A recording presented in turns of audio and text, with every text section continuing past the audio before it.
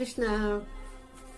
మీ అందరికీ క్రొత్త సంవత్సరం సందర్భంగా, సఫల ఏకాదశి సందర్భంగా నా హృదయపూర్వక శుభాకాంక్షలు అందజేస్తున్నాను. మీరందరూ ఎలా ఉన్నారు? పర్ఫెక్ట్లీ ఆల్ రైటా? నేను సంతోషంగా ఉన్నాను. ఇప్పుడు సఫల ఏకాదశి గురించి తెలుసుకుందాం. సఫల ఏకాదశి పుష్యమాసం కృష్ణపక్షంలో వస్తుంది. వ్రతం అంటే ఏమిటి, ఉపవాసం అంటే ఏమిటి తెలుసుకుందాం. వ్రతం అంటే సంకల్పం చేసుకోవాలి, దృఢ నిశ్చయం చేసుకోవాలి, అది వ్రతం. ఆ తర్వాత ఉపవాసం మనం చేస్తూ ఉంటాం. ఉపవాసం చేస్తున్నాము అంటే అర్థం ఏమిటి? భగవంతుడికి దగ్గరగా ఉండటం అంటే హరివాసం అని కూడా అంటారు. అంటే భగవంతుడికి, అంటే మన ఇష్ట దైవం ఎవరైతే వారికి మనం ఆ రోజున ఉపవాసం చేసిన రోజున, వ్రతం చేసిన రోజున ఆయన సన్నిధిలో మనం ఉండాలన్నమాట. అలాగే మన భారతీయ సంస్కృతి చాలా గొప్పది. ఈ భారతీయ సంస్కృతిలో మనకి వ్రతాలు, ఉపవాసాలు ఎన్నో, ప్రతిరోజు ఏదో ఒకటి వస్తూనే ఉంటుంది. ఏదో ఒక వ్రతం ఆచరిస్తూనే ఉంటారు మన వాళ్ళు, ఏదో ఒక ఉపవాసం చేస్తూనే ఉంటారు. అలాగే అన్ని ధర్మాలలో కూడా ఈ ఉపవాసం, వ్రతము అనేది తప్పనిసరి అన్నమాట. అందరూ పాటిస్తారు. అన్ని ధర్మాలలో కూడా ఈ ఉపవాసం, వ్రతం పాటిస్తారన్నమాట. ఎవరైనా సరే వ్రతం చేసేవాళ్ళు గాని, ఉపవాసం చేసేవాళ్ళు గాని భగవంతుడికి దగ్గరగా ఉండాలని చెప్పుకున్నాం కదా. అలాగే మన బుద్ధి, మన వివేకం, మన మనస్సు అంతా కూడా భగవంతుడి మీద నియమించాలి, భగవంతుడి మీదే నిలపాలి. వ్రతం చేసాము అంటే చేసామని కాదు, ఉపవాసం చేసాము అంటే చేసామని కాదు. మన బుద్ధి, మన మనస్సు కూడా పూర్తిగా భగవంతుడి మీద లగ్నం చెయ్యాలి. అది ఉపవాసం చేయడం అంటే, వ్రతం చేయడం అంటే. ఇప్పుడు మనం ఈ వ్రత కథ గురించి తెలుసుకుందాం. పూర్వకాలంలో ధర్మరాజుకి శ్రీకృష్ణ భగవానుడికి మధ్య జరిగిన సంవాదం మన శాస్త్ర గ్రంథాల్లో కనిపిస్తుంది. ధర్మరాజు శ్రీకృష్ణ భగవానుని ఈ విధంగా ప్రార్థిస్తాడు: హే జనార్దన, పుష్యమాసం కృష్ణపక్షంలో వచ్చేటటువంటి ఏకాదశిని ఏమని పిలుస్తారు? ఈ ఏకాదశి అధిదేవత ఎవరు? ఈ ఏకాదశి వ్రతం ఎలా ఆచరించాలి? ఈ వ్రతం ఆచరించిన వారికి కలిగే పుణ్యఫలం ఏమిటి? ఈ విషయాలన్నీ వివరంగా తెలియజేయాల్సింది అన్నాడు. అప్పుడు శ్రీకృష్ణ భగవానుడు: ఓ ధర్మరాజా, నువ్వు నాకు బంధువువే కాదు, స్నేహితుడివి కూడా. అందుకని నువ్వు అడిగిన ప్రశ్నకి నేను ఇప్పుడు సమాధానం చెప్తాను. ఎవరైనా సరే ఇప్పుడు ఏకాదశి వ్రతం ఆచరించాలి అంటే భక్తి శ్రద్ధలతో ఆచరిస్తేనే నేను ప్రసన్నునవుతాను. అంతేగాని ఏవో యజ్ఞాలు చేశారు, ఏవో పూజలు చేశారు, ఏవో అర్చనలు చేశారు, అవి కూడా భక్తి లేకుండా, శ్రద్ధ లేకుండా చేస్తే నేను ప్రసన్నుణ్ణి అవ్వను. ప్రేమ, భక్తి నాకు కావాలి. ఆ ప్రేమతో, ఆ భక్తితో ఈ ఏకాదశి వ్రతం ఎవరైతే ఆచరిస్తారో వారంటే నాకు చాలా ఇష్టం అని చెప్పి ఈ విధంగా తెలియజేస్తున్నాడు. ఇంకా ఏమిటంటే, ఓ ధర్మరాజా, నువ్వు అడిగినట్లుగా పుష్యమాసంలో కృష్ణపక్షంలో వచ్చే ఏకాదశిని సఫల ఏకాదశి అని అంటారు. ఈ సఫల ఏకాదశి ఎవరైతే ఆచరిస్తారో వారికి ఎంతో పుణ్యఫలం దక్కుతుంది. అంటే 5000 సంవత్సరాలు పైబడి తపస్సు చేసినా కూడా పొందలేనటువంటి పుణ్యాన్ని ఈ ఏకాదశి వ్రతం చేస్తే పొందుతారు. అంతేకాకుండా వారి మనసులో ఉన్నటువంటి ఎన్నో కోరికలు కూడా సిద్ధిస్తాయి.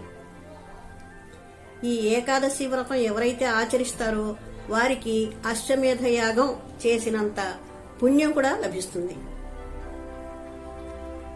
కాబట్టి అందరూ కూడా ఈ ఏకాదశి వ్రతాన్ని ఆచరిస్తే నన్ను ప్రసన్నుని చేసుకోవచ్చు. అలాగే ఈ ఏకాదశికి, అంటే సఫల ఏకాదశికి అధిదేవత నారాయణుడు. ఆ నారాయణుని ఈ కాలంలో దొరికేటటువంటి పళ్ళు ఏవైనా సరే, ఈ పళ్ళు ఏమిటి? కొబ్బరికాయ, ఉసిరికాయ, ఆ తర్వాత నిమ్మకాయ ఇలాంటివి శ్రీహరికి అర్పించి ఆయన్ని పూజించి అర్చించాలి. అలాగే రాత్రంతా జాగరణ చేసి సంకీర్తన చెయ్యాలి. అది కూడా భక్తి శ్రద్ధలతో సంకీర్తన చెయ్యాలి. ఆ విధంగా చేస్తే నేను ఎంతో ప్రసన్నుడవుతాను. అంతేకాకుండా ఇప్పుడు చూడండి, దేవతలలో విష్ణుమూర్తి, ఆ తర్వాత తారకలలో నక్షత్రాల్లో చంద్రుడు, ఇంకా నదుల్లో గంగా నది, యజ్ఞాల్లో అశ్వమేధ యజ్ఞం, అలాగే పక్షులలో గరుత్మంతుడు, వీళ్ళందరూ ఎంతో శ్రేష్టమైన వాళ్ళు. వీళ్ళకన్నా శ్రేష్టమైనది ఏమిటి? ఈ ఏకాదశి వ్రతం ఆచరించటం. ఈ ఏకాదశి వ్రతం ఆచరించటం వల్ల చాలా పుణ్యం లభిస్తుంది. ఆ విధంగా శ్రీకృష్ణ భగవానుడు ఏకాదశి వ్రతం గురించి తెలియజేసిన తర్వాత ఒక కథని తెలియజేస్తున్నాడు. ఇప్పుడు పూర్వకాలంలో చంపక నగరంలో మహిష్మతి అనే రాజు ఉండేవాడు. ఆ రాజు పరిపాలిస్తూ ఉండేవాడు. ఆ రాజుకి 9 కుమారులు ఉన్నారు. 9 కుమారుల్లో పెద్ద కుమారుడు లుంభకుడు. ఈ లుంభకుడు చాలా పాపాత్ముడు. ఇలాంటి పాపాత్ముడు కాదండి, ఎన్నో దుర్మార్గాలు చేసేవాడు, ఎన్నో దుర్వ్యసనాలకు లోనయ్యాడు, మాంసాహారం తీసుకుంటాడు. తర్వాత స్త్రీలోలుడు. అతను చెయ్యలేని పాపం అంటూ ఏమీ లేదు, అన్ని పాపాలు చేస్తున్నాడు. అయితే రాజుగారికి ఈ విషయం ఎప్పుడైతే తెలుస్తుందో చాలా బాధపడతాడు. రాజుగారు బాధపడి తన కొడుకుని రాజ్యం నుంచి బహిష్కరిస్తాడు.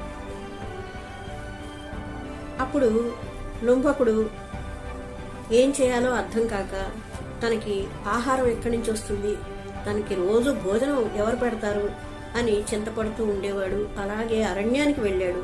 అరణ్యంలో అక్కడ ఉన్న జంతువుల్ని వేటాడి ఆ పచ్చి మాంసం తినేవాడు.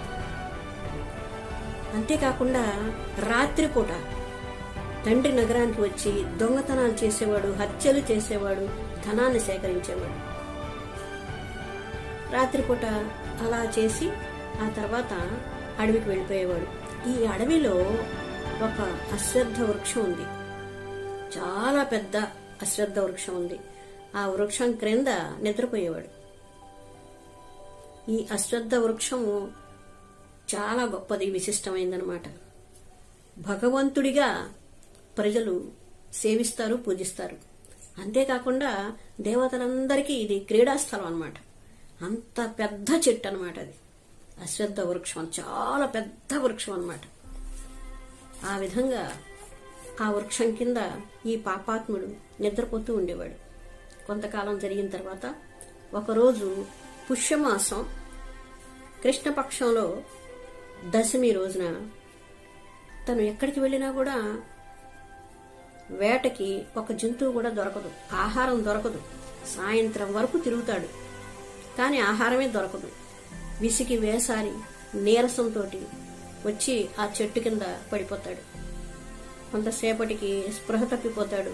రాత్రి అయిపోతుంది, తెల్లారైపోతుంది. అంటే ఏకాదశి కూడా వస్తుంది. ఏకాదశి మధ్యాహ్నం సూర్యకిరణాలు మీద పడి తుర్రుమంటే గాని అప్పుడు మెలకు రాలేదు. అంటే ఏకాదశి రోజు మధ్యాహ్నం పూట మెలకు వచ్చింది. లేచాడు, కానీ అతనికి ఒంట్లో ఓపిక లేదు. అంతకు ముందు రోజంతా ఏమీ ఆహారం దొరకలేదు, భోజనం చేయలేదు. అందుకని నీరసంగా ఉంది. అయినా సరే ఆకలిగా ఉంది, మరి ఆకలి తీర్చుకోవాలి కదా. అందుకని మళ్ళీ నెమ్మదిగా పడుతూ లేస్తూ అడవిలోకి లోపలికి బయలుదేరాడు. ఏదైనా ఆహారం దొరుకుతుందేమో అని. కానీ ఏ జంతువు ఆహారంగా దొరకలేదు అనటం కంటే తనకి వేటాడటానికి శక్తి లేదు. అందుకని ఆ చెట్ల కింద ఈ చెట్ల కింద ఉన్నటువంటి పళ్ళని ఏరుకొచ్చాడు.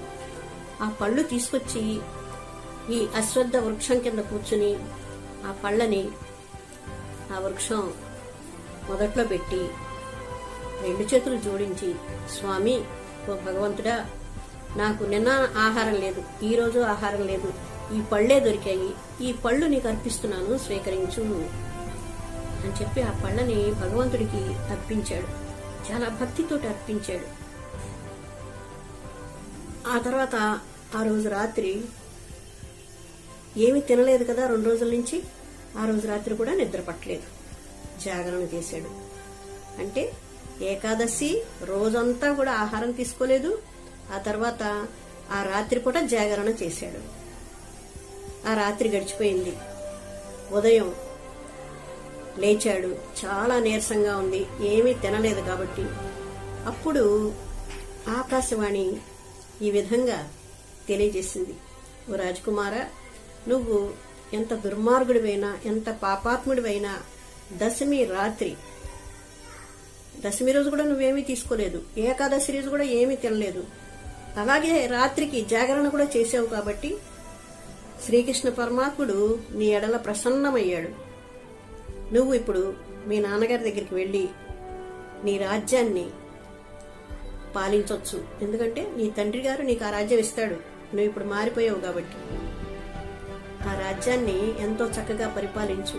నీకు చక్కటి అందమైన భార్య వస్తుంది, చక్కని కుమారుడు కూడా పుడతాడు అని తెలియజేస్తుంది. ఆ మాటలు విన్నాక రంభకుడు చాలా ఆనందిస్తాడనమాట. భగవంతుడి దయ వలన నేను ఈ విధమైన ఆకాశవాణి మాటలు వినగలిగాను, నేను చాలా పుణ్యాత్ముణ్ణి అని చెప్పి ఆనందపడి, హే భగవాన్, ఓ స్వామి, నువ్వు నాకు ఇంత చక్కటి అవకాశం ఇచ్చావు, నువ్వు ఎంత మంచివాడివి, నేను ఎన్నో పాపాలు చేశాను, నా పాపాలన్నీ క్షమించావు, ఈ ఒక్కరోజు ఏకాదశి వ్రతం చేసినందుకు, నాకు తెలియకుండానే చేసినందుకు రాత్రి జాగరణ చేసినందుకు నాకు ఎంత మంచి ఫలితాన్ని ఇచ్చావు అని కృతజ్ఞత చెప్పుకున్నాడు. ఇంక నుంచి తన పాత అలవాట్లన్నీ మానేస్తాను అని మనసులో సంకల్పం చేసుకున్నాడు. చక్కగా దివ్యమైన వస్త్రాలు ధరించాడు. ఆ వస్త్రాలు ధరించి తండ్రి నగరానికి వెళతాడు. ఎంతో ఆనందంగా తండ్రి చూస్తాడు, తన కొడుకు ఎంతో ఆనందంగా, ఎంతో సంతోషంగా, ఎంతో బాగా మారిపోయి వచ్చాడు అని చూడంగానే గ్రహిస్తాడు. అప్పుడు ఆ కొడుకుని ప్రేమగా పలకరించి ఆ కొడుక్కి తన రాజ్యాన్ని అప్పగిస్తాడు. ఆ రాజ్యాన్ని అప్పగించి తను అడవులకు వెళ్ళిపోతాడు. ఆ తర్వాత కొంతకాలానికి లుంభకుడు ఇప్పుడు దైవభక్తి అనేది ఏర్పడింది కాబట్టి ఎంతో ప్రేమగా తన ప్రజల్ని కూడా చూసుకుంటున్నాడు. తను కూడా ప్రతి ఏకాదశి చేస్తూ ఉన్నాడు, వ్రతాలన్నీ ఆచరిస్తూ ఉన్నాడు. తనకి ఒక అందమైన అమ్మాయితో వివాహం కూడా జరిగింది. ఆ తర్వాత ఒక కుమారుడు కూడా జన్మించాడు. ఎంతో ఆనందంగా భగవంతుడి భక్తిలో జీవితాన్ని గడుపుతున్నాడు. తన భార్య, బిడ్డలు కూడా అందరూ భగవంతుడి భక్తిలోకి వచ్చి చాలా ఆనందంగా ఉన్నారు. ఆ విధంగానే తన జీవితం అంతా శాస్త్ర రీత్యా ఏ విధంగా తెలియచేశారో ఆ విధంగా రాజ్యాన్ని పరిపాలించాడు. ప్రజల్ని కన్నబిడ్డల్లా చూసుకున్నాడు. చూడండి ఎంత బాగా మారిపోయాడో లుంభకుడు. కేవలం ఏకాదశి వ్రతం తెలియకుండా ఆచరించి రాత్రి జాగరణ చేసి ఎంత మంచి ఫలితాన్ని పొందాడు. ఆ తర్వాత వృద్ధుడైపోయిన తర్వాత తను కూడా తన కొడుక్కి పట్టాభిషేకం చేసి అడవికి వెళ్ళిపోతాడు. భగవంతుడి భక్తిని ఇంకా అభివృద్ధి చేసుకోవడానికి అడవిలో నివసించడానికి వెళ్ళిపోతాడు.